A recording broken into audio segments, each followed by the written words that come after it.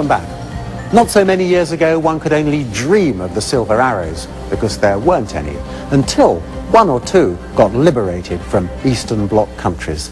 In their final year of racing before World War II, the team was joined by two up-and-coming drivers, Ulrich Bigalk and George Meyer. At the French Grand Prix at Reims, Muller won the race with Meyer runner-up after he's been hauled out of his burning car by the pit crew. He went on to finish in spite of some very nasty burns. Examples of genuine Auto Union Grand Prix cars are few and far between. But in England, a few miles south of London, is an engineering works that specialises in rebuilding the few cars left. This D model is to the final specification for the 39 season. With roller bearing crank and two-stage supercharging, this 183 cubic engine developed 500 horsepower, which wasn't much less than the previous engines had produced, with twice the capacity. Just as a sideline, when the British engineers sent some of the cylinder head aluminum away for analysis as to what it was, the answer came back that it was of a quality currently used for garden furniture. How metallurgy has progressed.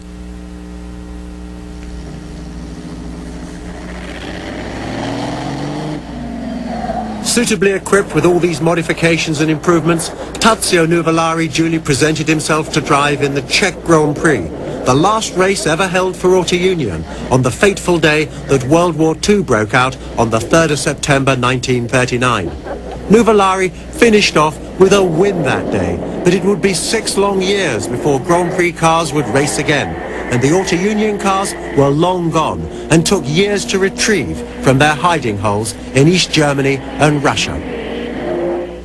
Vintage Grand Prix car enthusiasts around the world can be grateful to Audi Cars for helping to save and restore this C-Type V16 Auto Union, which had its first public presentation since it was rebuilt at the Freiburg Hill Climb in 1991.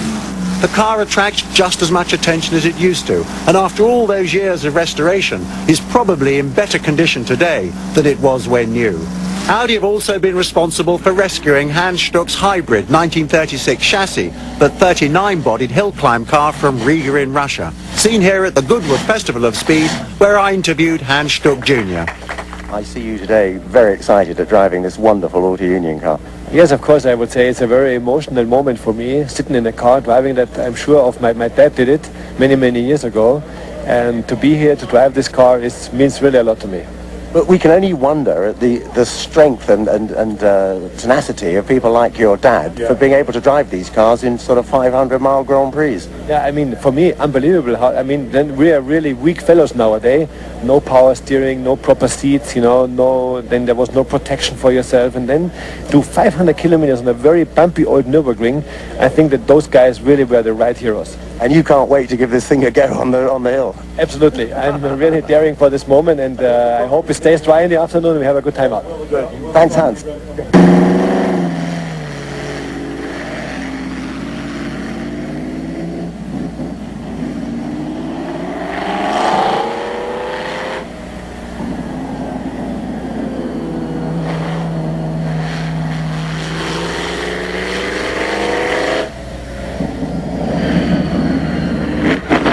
I don't think that there could possibly be a better tribute to a bygone era of excellence than this car, resurrected to its former glory and driven by the son of its original driver, Hans Stuck Jr. To me it was very surprising actually, because the way the engine responds to the throttle, the gearbox works fantastic, and also to put the power down with these twin tires in the back is lots of fun, and it's surprising how good this car still is compared to nowadays cars. It's a lot of fun because there's a good crowd here. They seem to enjoy it. They seem to realize the value of this activity.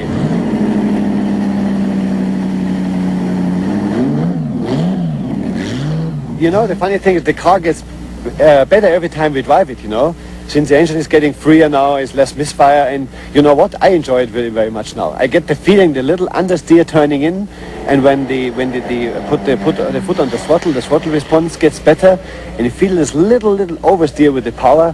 It's just great, I get familiar with the track, so everything is getting. It would be nice to have another day,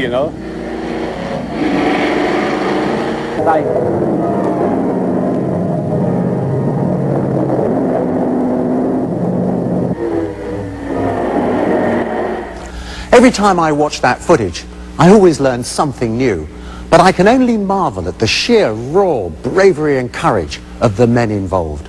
I don't think that the sight, sound or smell of those cars will ever be equalled. Perhaps the next time you're watching Indy or Formula One cars racing, you may care to think back to the golden era of the Titans, racing with no track barriers, no protective clothing and no helmets, and of the men who raced and those who died purely for their love of the sport. Well, today, of course, it's all changed. But if you could have had the choice of racing back then or today, which would you choose? I'm Alan de Cadenet. Thanks for watching the Silver Arrows from Zwickau.